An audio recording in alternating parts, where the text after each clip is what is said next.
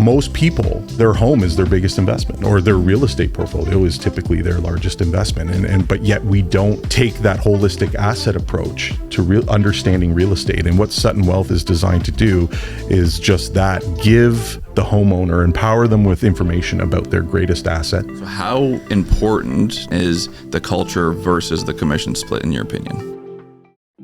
Welcome to the TNT Real Estate Podcast, where we spark conversations that set you up for real estate success. I'm Tyler. And I'm Tanya, and each week we bring you expert tips on navigating Northern Ontario's real estate market. Whether you're buying, selling, or investing, we've got the tools to help you thrive.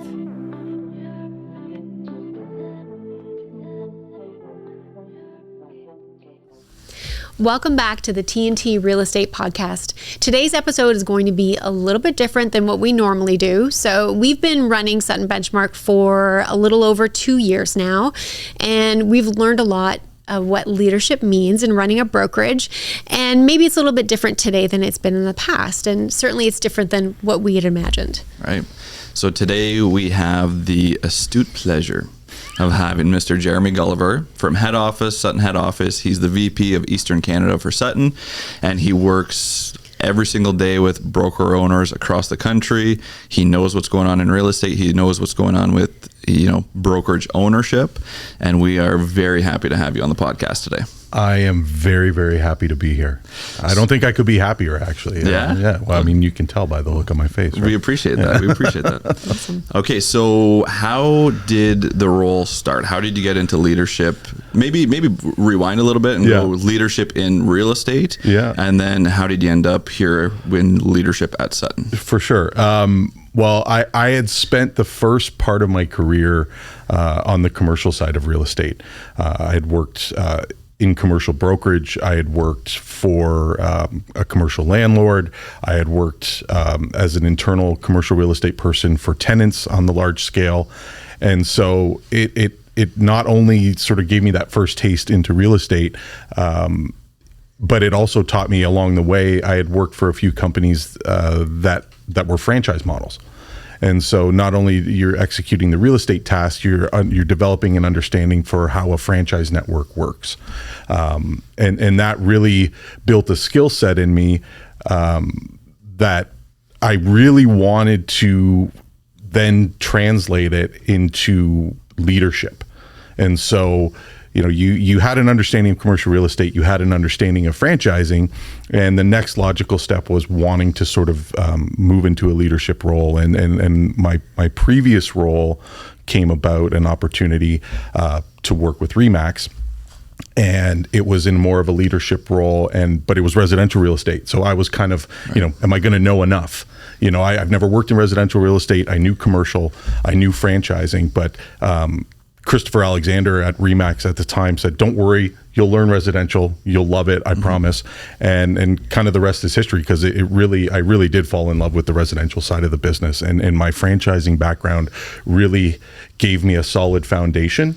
And learning the residential component was a great challenge and a learning curve that sort of kept me focused. You understand franchising, you understand commercial. Here's this new sort of hill to climb, understanding how residential works, how the residential realtor may think of the transaction versus a commercial realtor. How does a residential broker think versus a commercial one?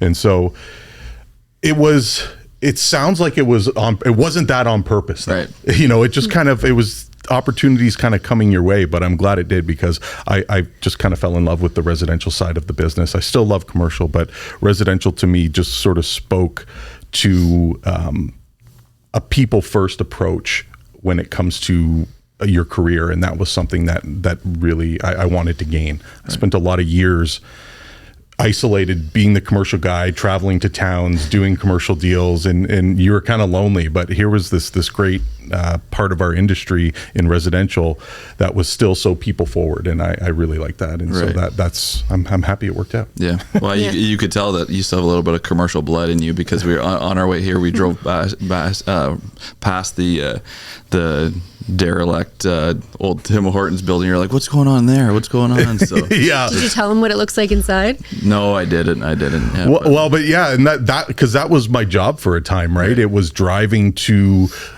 primary, secondary, tertiary markets across Canada and the US, and knowing where the tenants were. Like I worked for Tim Hortons, and so you had to know where the competitors were, and you always seem to have an eye for kind of that type of real estate when you're driving around. And so even to this day, I'll drive around, and I'm always looking where the quick service restaurants are, or other types of retailers, where are they located. So yeah, I can't get it out of my blood as much as I want to. Yeah, for sure.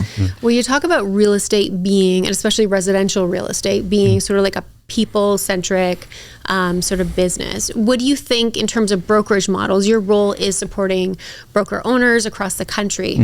Would you have an insight into what maybe separates those who are doing well, those who are thriving, and those who are maybe struggling with changes, adapting to markets, and vice versa? For sure. And first of all, that's probably the greatest privilege of what I do, is that franchisees or broker owners, franchise partners, as we call them at Sutton, they invite you into that world. They share their business and their strategy, and you're at the table. And if you're lucky enough to build a rapport with them, they will come to you to ask questions and help make decisions. So I've been fortunate enough that both, in this role and in my previous role, you see a lot. You see the good, the bad, and the ugly. And I can say, what I've seen in the last kind of 2.5 years in the Canadian real estate market, with kind of where the market's gone, it's been a challenge for a lot of brokers and a lot of agents, obviously. And the ones that have weathered it all seems to come down to kind of a few fundamental things. And first and foremost is, if you're a broker owner, you are accessible to your people. Your admin team, your agents, all the people that you rely on to run a brokerage, they need to see you. You need to be visible, and you need to be in the office, or you need to be at the other end of the phone, because it's been tough for a lot of people. And the ones that have been able to weather it are the ones that have put the relationships with their people as a priority.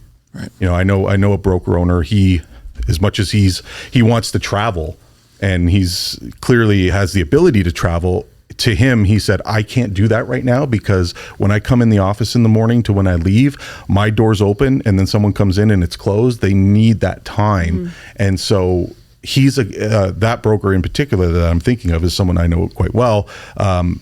He had to shift his mindset from 2022 to 2023 to be like, okay, it's not so much teaching them about the transaction anymore like it was. It's more now just kind of being that sounding board, that morale booster for your people. And those are the successful brokers, the ones who put that as a priority in this market anyway. Yeah. One of the things we did when we started our office, and you visited our office yesterday, so we share an office together. We have our desks kind of facing one another, Tyler and myself.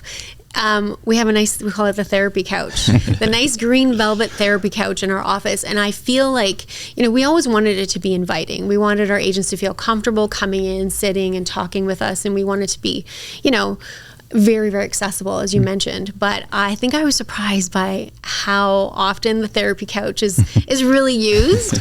and it's wonderful. I mean, I think it's great when people feel comfortable coming in and spending, 15, 20 minutes, sometimes maybe more, maybe an hour or so, and just talking about, what their issues are that they're dealing with in life and in real estate, and we're there to help support that.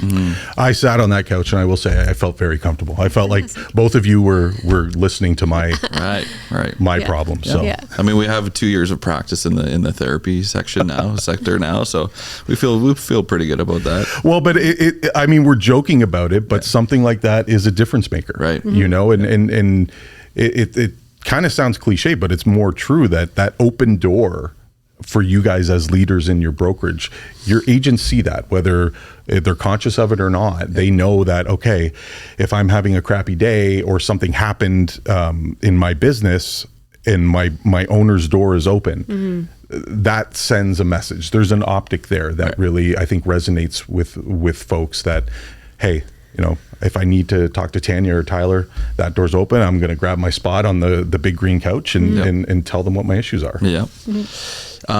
So, I mean, moving forward, I think we recently did like a mission vision, core value event, or I guess a couple of events with our agents. Do you think that is important to always be, have the core values present in front of your agents? And how many other brokerages do you see doing that? Do you see it kind of across the board, or is it something that's missed? Yes, I think it's extremely important. I don't see enough brokerages doing it. Right. It's one of those things. It's if you can't articulate or communicate as a broker owner, the value that term we use, the value proposition of your brokerage or your brand, how do you expect your agents to ever do it? And so I wish it were done more. I wish, and we talked about that yesterday, the importance of communicating to your team what the expectations are if they're a member of that team. And there's nothing wrong with that. Like, you don't have to do it in a way where you come off as a jerk, right? But it is important that they know exactly what the value proposition is of their brokerage, of that culture, what the expectations are. And that's incumbent upon the broker owner and the managers to instill that and communicate it. It's not done enough, in my opinion, and what I've seen. Yeah, we started it before we sort of took the helm of the brokerage. We really kind of sat down together and did our own sort of vision. And we wanted it to be sort of like an inclusive environment where people felt that they could come in and be supported and to have the sort of business that they want to have, whether it's, a few more transactions or a better life balance. We wanted to provide that to them. And I think this exercise now, 2 years in, we've really had the opportunity to engage our current agents as well. And it's amazing to see some of the same values resonate and come back as their priorities, right? Like professionalism, inclusiveness, family is one of the terms that I was quite surprised that our agents even picked up on that, and that was one of the core values that they believed in for our brokerage. Right. Yeah, absolutely. I think that's pretty cool, especially with the family one, just to kind of expand on that. But like when we first started 2 years ago, we were like, hey, we really want this to be like a family style brokerage. We want it to feel good. We want them to be able to bring their kids in just like we do. And then for it to come back when we do that exercise, and they're like, yeah, we actually feel really comfortable bringing a kid in when we need to. And I think that was pretty cool. But again, it goes back to sort of that people first mentality, right? I mean, in today's day and age, we know how important it is to have that flexibility in your career. Whether you're a working mom or a working dad, you need that flexibility, and you need your employer. I think it's their responsibility to make you feel like, if you need to bring your kid into the office, or you need to miss a meeting because something in your personal life is happening, they need to, your employer needs to understand that, and the brokers that do, again, that resonates with their agents. They, whether consciously or not, they'll pick up on that, and that helps build rapport, and rapport leads to retention, right? So, and now just in like the real estate brokerage environment, there seems to be, we're trending on the trend that it's a race to the bottom as far as fees go. There's all sorts of different models that are popping up, and some stay around, some are relevant, and some come and disappear shortly after. So how important, now that we're kind of talking about culture, how important is the culture versus the commission split in your opinion? Well, I kind of look at it this way, and there was a great saying I heard years ago about our business, and it applies to kind of any business, is that price is only a factor in the absence of value. And so, if you're shopping around based on price, then the value, the culture is not something that's may not necessarily be important to you. You can't really say, I don't want to pay, but I want the product. That's not how it works, or the service. You have to be able to, to give the service. There has to be some kind of trade-off financially, as far as, in our business, it's the agents, what they pay the broker. And so I'm a culture guy first and foremost, because if the culture's there and it's structured and expectations are clear, like we talked about earlier, then the commission will come. Right. You know, if the culture is sound and built on sort of people first and the requirements of the people in terms of the training they need, the support they need, the commission is bound to follow. Right. Right.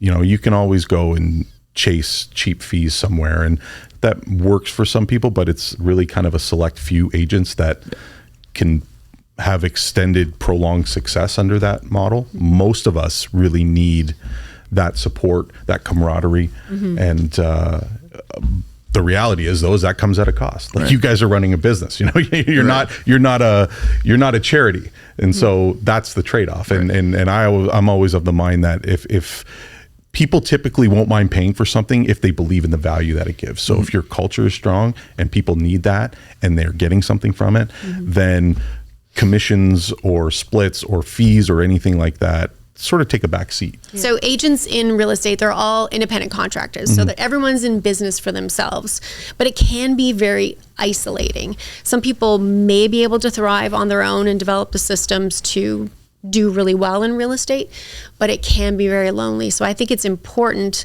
to have a sense of community where agents can come in and feel supported by one another as well. It's not always just the broker owners who are supporting the agents, but also important that they feel that their colleagues around them will maybe help pick up the slack a little bit if they're going through something, need a bit of help with a showing or whatnot. So it's important to have the colleagues around the office to do that as well. And one thing that we're sort of feeling a lot of our agents looking for is that community aspect. Right. Real estate being a positive force, not just for the real estate community, but for the greater community, our community of Sudbury and surrounding areas. How important do you think it is for sort of real estate agents, brokerages, and independent contractors to kind of give back to our community? It's very important. I think about, and this is again kind of going back to my time traveling across the country. I look to sort of the secondary, tertiary markets around Canada. And the real estate agents in those markets, it is a requirement almost if you are in those markets, because they're smaller communities. There's a smaller agent population, smaller brokerage population, smaller overall population that requires you to be involved. If you are an agent or a broker, you need to get involved in that community. And kind of the analogy I love to use is go to any small town across Ontario or Canada for that matter. You go to a Tim Hortons drive-through or a hockey rink, you see advertisements in the drive-through or on the boards for the local realtor. They're at the dance studio, they're at the fundraising events because they need to show that they're a part of the community. And that's something that I tell small town agents all the time. I wish we could get that to translate to bigger cities like the Torontos and the Vancouvers, because, agents, I find, and maybe it's a bit harder, cities are bigger. It's hard to sort of have that community feel when you're in Toronto and you live in only a specific part of Toronto. But I certainly believe that it's essential. And I look to the agents across the country that aren't necessarily in the big cities who have set a great example on how to engage. You need to be visible, and because that helps your credibility. We fight so often in our industry that we're too transactional in our approach. Right. But when you're when you're coaching hockey or baseball or soccer, or you're at the dance studio, the gymnastics studio, whatever it is, you are involved in those community events. That shows the public that, no, we're not. We're a member of this community just like anyone else. And so to me, if an agent isn't doing that at some level, or a broker isn't doing it at some level, then I think you're missing a real opportunity to help change some of the negative perspective around realtors being too transactional, because that's a great way. It's the benefit of it is huge, not only for your business but for your broader community, and you need to be able to participate in that. I think to be successful, especially in those secondary, tertiary markets across the country. And I feel like a couple of years ago when we were figuring out what we wanted Benchmark to be, we talked a lot about, building character, building people as whole people and not just as salespeople. But I think that was one thing that you kind of dug deep on, was the community aspect. And, we're building ourselves, not just for ourselves, but for our communities.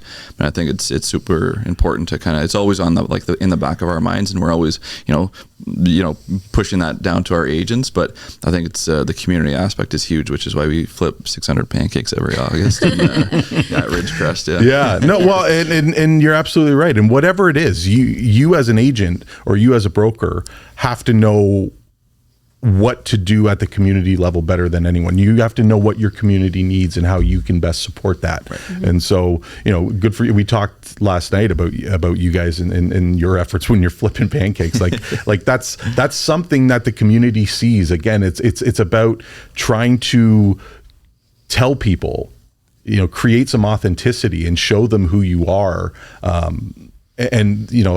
maintain that people want to do business with people they like. Mm-hmm. Right. And if they like you, and if Tyler comes across as a very sincere guy who's engaged in the community, I don't care if his competitor has sold 30 times more homes. I want the guy who knows the neighborhoods that I live in, whose kids are in the same activities, and who Tyler supports the same local causes that are important to me. Right. And that'll always go further than someone advertising how important it is to them, or how much volume of real estate they may have sold. Right. Yeah, it's more about that connection, that human connection that we have with one another, rather than putting ourselves on some kind of pedestal with, like you said, number of transactions. Yeah. That's realtor to realtor bragging rights. I never sort of understood advertising to the public that way. I mean, I guess you do in a sense, but right. I'm more, I want to do business with people that are authentic, not that, I have to feel like they have to put on a persona to win my business. Right. So switching gears a little bit, obviously, as, part of the C-suite, as we call it, of Sutton, you get almost a first-hand access to different trends, what's happening kind of across the country, not just in Eastern Canada. But is there something that what are the big changes that are coming out that maybe we haven't thought about yet? The consumers or the agents that are listening to this might be like, okay, I want to hear about this. Yeah, absolutely, and it was really the reason. Part of the biggest reason I joined Sutton. Sutton Wealth is our new platform, and I know you guys have heard of it, but we're excited. It's launching first in Western Canada this year in 2026, and then in Eastern Canada, and we're positive this is a game changer. Right. And it all goes back to what I said earlier about trying to change a bit of the narrative around how agents and brokers are perceived in the public, and not to get too technical with it, I'll keep it kind of high level. What Sutton Wealth is, think about your investment portfolios. You have an investment advisor or a money manager, someone you meet with. They will sit down and they give you a dashboard, a holistic approach of your investments. Here's your cost structure, here's your equities, and here's your bonds and whatnot. And so they take a holistic approach. You think of all the cool kind of sexy pie charts when you sit down with your investment professional, and they're saying, Tanya, here's your investments, here's the growth, here's the costs associated with it. Sutton Wealth is designed to do something like that specifically for the homeowner and their assets, right. their real estate assets. And so most people, their home is their biggest investment, or their real estate portfolio is typically their largest investment. But yet we don't take that holistic asset approach to understanding real estate. And what Sutton Wealth is designed to do is just that: give the homeowner, empower them with information about their greatest asset, help them understand over the course of time how that asset grows, or how the value may, hopefully not, but how the value might decrease. Sutton Wealth is going to be a tool that empowers consumers, that gives them information that they've never had before, but also we're hoping it changes the narrative of how they interact with their agent. Right. The agent's going to become more of an advisor and less of, a transaction specialist. Right. And so that we're excited for that to come down, and we're planning the launch, and we've got a lot of great hype that we're planning around the launch of it.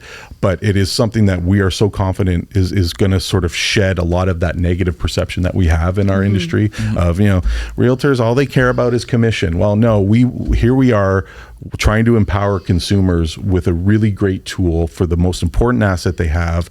And we want to use our network of almost 6,000 realtors across Canada to help deliver that. Right. And one of the byproducts of it is that it strengthens the realtor's bond with their clients. Yeah. It's one of those things where they're reaching out more. I think about my investment advisor, him and I meet a couple times a year, right? And I never think twice when he calls and says, hey, I want to come have a coffee and talk about where your portfolio's at, and maybe we need to change our time horizon, maybe we need to change our strategy. I don't think twice about that.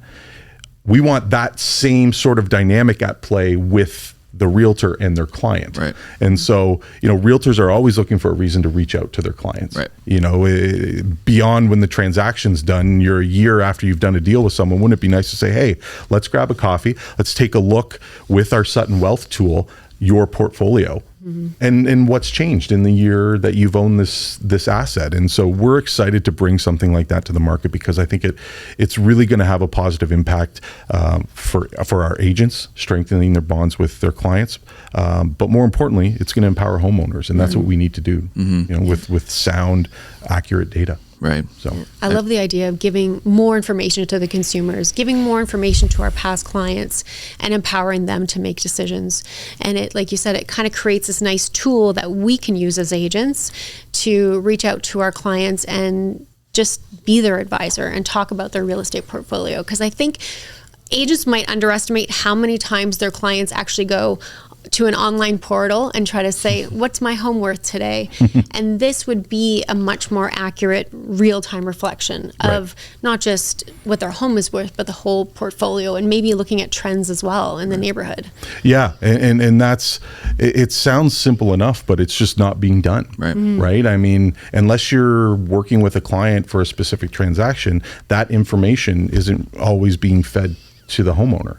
And this is designed to change that. And they don't necessarily need their agent to log into Sutton Wealth to look at how things are progressing. Right. But it's really, it's a great way to strengthen that bond the agent has with their client, and that's important to us, right? It goes back to that authenticity and wanting to sort of be a member of be a strong member of your brokerage community, be a strong member of your overall community, and you do that by developing strong bonds with your clients and the people in those communities. And this tool, we hope will do that. We hope the sincerity of it becomes evident to the homeowner and to our agents, because we're really proud of it.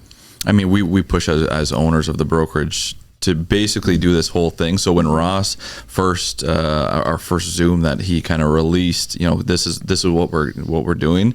Tanya and I kind of looked at each other and we're like, this is why we're here. Like, this is fantastic. So we're super excited. We got a little sneak peek a couple months ago, but we're very excited for our agents to get on it, and obviously all of our consumers and clients to kind of have access to it as well. Because I think just what you said was perfect, that it will be an industry changer for sure. Yeah.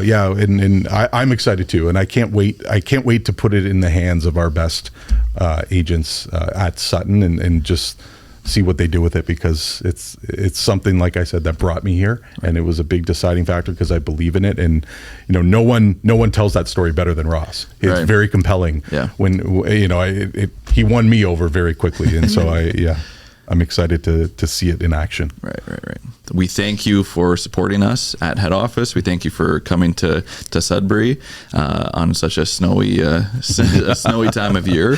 But we appreciate you being here, and thanks for coming on the podcast. Well, thanks for having me, both of you. I was really excited to do this, and more importantly, I was more excited to come to Sudbury. You guys know I love it here, and this is a special place. I know it's an important market for the province of Ontario, for the North.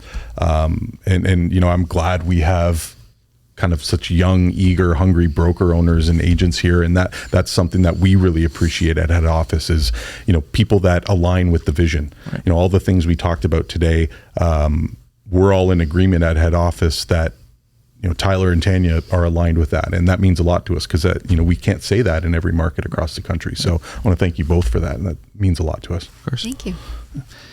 Thank you very much for tuning into the TNT podcast. Don't forget to like, subscribe, and don't stress over Tressa.